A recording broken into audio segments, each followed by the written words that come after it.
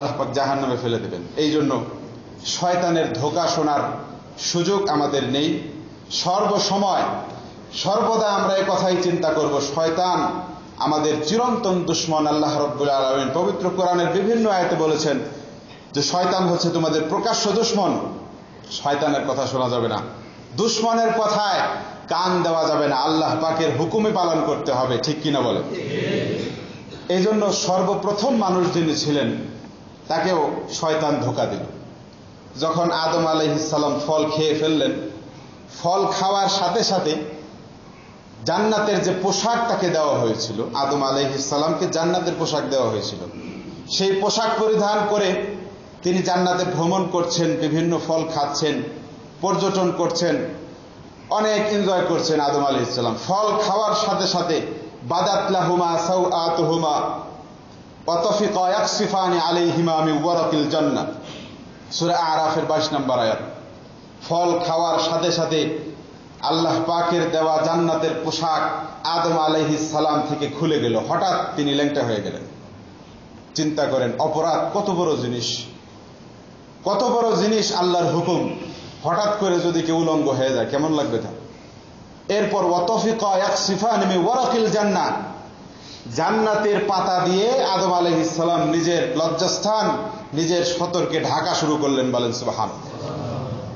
ঢাকলেন, যেই পাতা দিয়ে ঢেকেছিলেন, তাফসিরে কুরতুবির মধ্যে এসেছে মিন ওয়ারাকি তিন গাছের পাতা। তিন গাছ আমাদের দেশে নাই, সিরিয়াতে আছে, শাম দেশে সিরিয়াতে তিন নামক একটা গাছ আছে, ওইটা জান্নাতেও আছে। বলেন সুবহানাল্লাহ। ওই গাছের পাতা দিয়ে আদম আলাইহিস সালাম নিজের লজ্জাস্থান ঢাকা শুরু করলেন। আল্লাহ রাব্বুল আলামিন বললেন, আদম তুমি তো শয়তানের প্রবঞ্চনায় ফল খেয়ে ফেললে, জান্নাত থেকে তোমাকে বের করে দেওয়া হলো, তুমি দুনিয়াতে চলে যাও। পায়খানার হাজত হলো। জান্নাতে কিন্তু কোনো পেশাব পায়খানা নেই।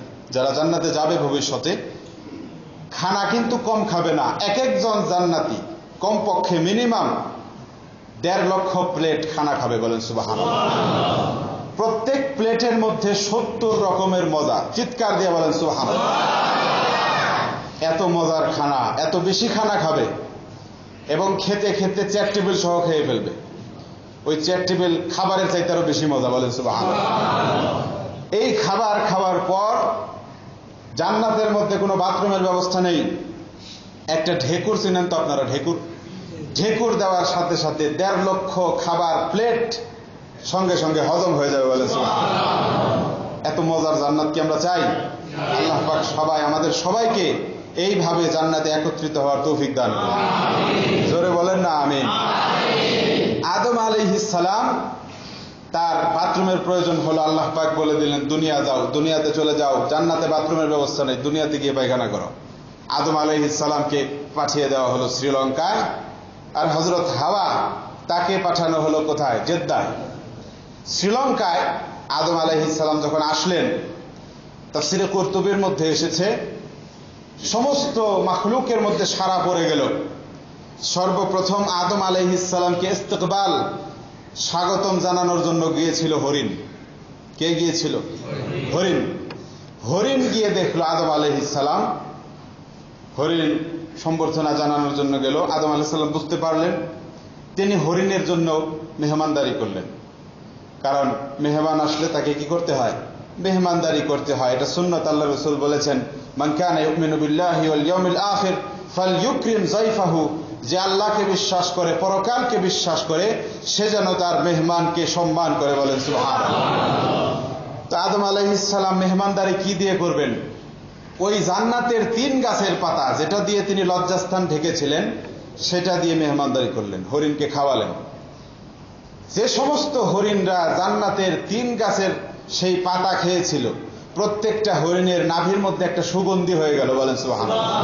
যেটা আজও পর্যন্ত আছে, যেটাকে বলা হয় আল মিস্ক, আরবিতে বলা হয় আল মিস্ক। হাদিস শরীফ আল্লাহ রাসূল বলেন, আতিয়াবু তিব আল মিস্ক, সবচাইতে উত্তম আতর হলো মৃগ নাভি। বলেন সুবহানাল্লাহ। বাংলায় বলা হয় মৃগ নাভি। অনেক দাম সেটার। কয়েক বছর আগে শুনেছিলাম 1 তোলার দাম নাকি 12,000 রিয়াল, 2,40,000 টাকা। অরিজিনাল যেটা বাংলাদেশে পাওয়া যায় না। বাংলাদেশে যে আতর পাওয়া যায় ওর মধ্যে তেলই বেশি, আতরের চাইতে তেলের অংশ বেশি। তো ওখানে প্রত্যেকটা হরিণের নাভির মধ্যে, মানে যে সমস্ত হরিণ আদম আলাইহিস সালামের ওই ফল, মানে ওই গাছের যে পাতা, 3 গাছের পাতা যারা খেয়েছিল, সমস্ত হরিণের পেটের মাধ্যমে, রক্তের মাধ্যমে আল্লাহ পাক মৃগ নাভি বানিয়ে দিলেন, যেটা এখনো পৃথিবীতে আছে। পরবর্তীতে হরিণরা যখন চলে গেল, অন্যান্য হরিণের কাছে যখন গেল, দেখলো যে তাদের শরীর থেকে কি সুঘ্রাণ বের হচ্ছে। এত সুঘ্রাণ কেন, কোথায় গিয়েছিলে? তখন হরিণরা বলল যে আমরা তো আল্লাহর খলিফা আদম আলাইহিস সালাম পৃথিবীতে এসেছেন, তাকে সম্বর্ধনা ইস্তেকবাল জানানোর জন্য গিয়েছিলাম। তারপরে যে সমস্ত হরিণরা যায় নাই, তারাও পরবর্তীতে এসেছিল। তারা এসেছিল, তাদের নিয়ত ছিল আমাদের পেটে যাতে মৃগ নাভি হয়, এই জন্য এসেছিল। খলিফাকে সম্বর্ধনা জানানোর জন্য আসে নাই, যে কারণে তাদের আর মৃগ নাভিও হয় নাই, আল মিস্ক তাদের হয় নাই।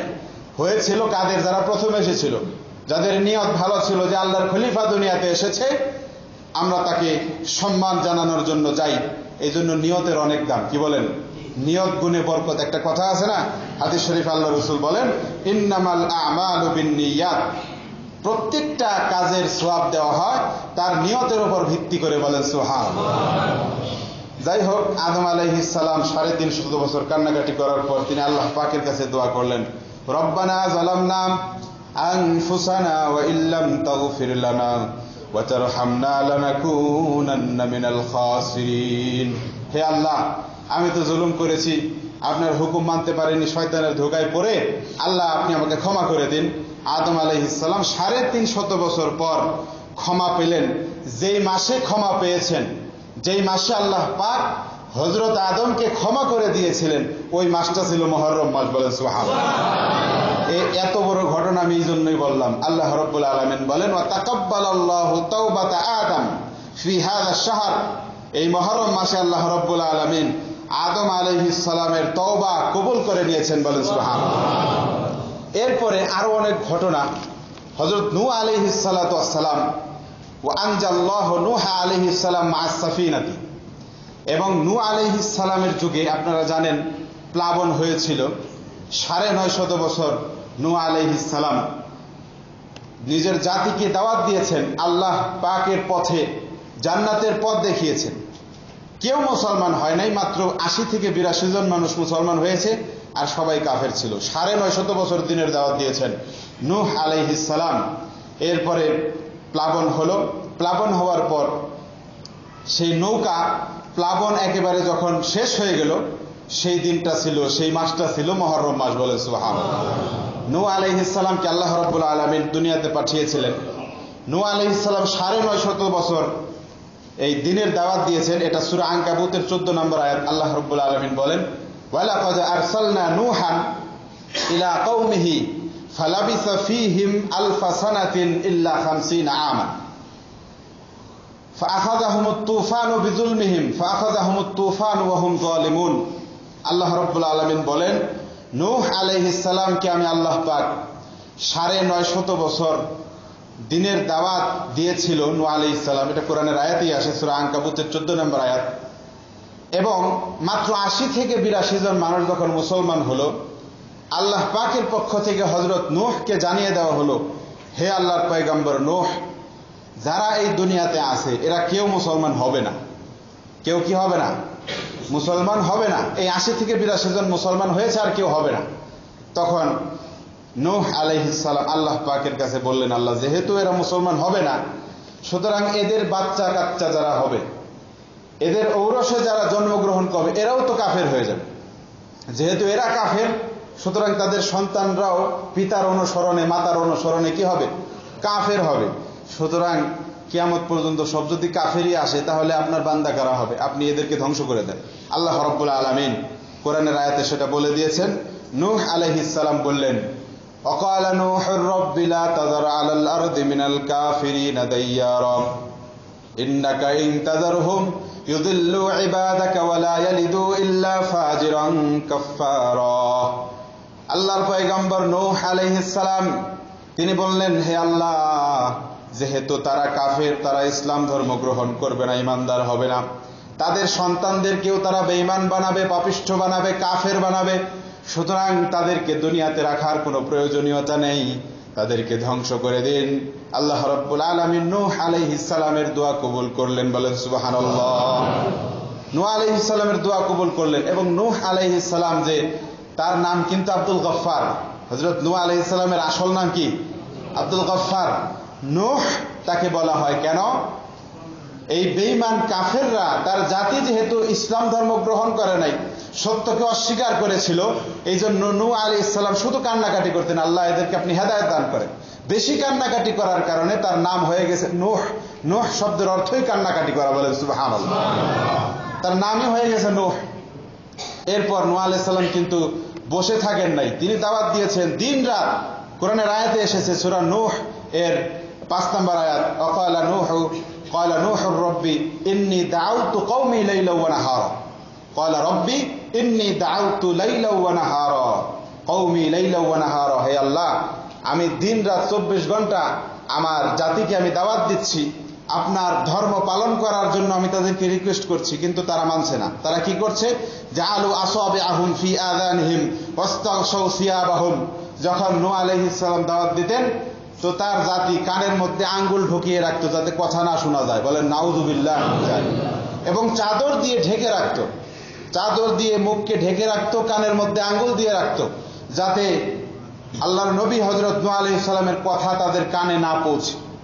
এটা এমন বড় বেয়াদবি।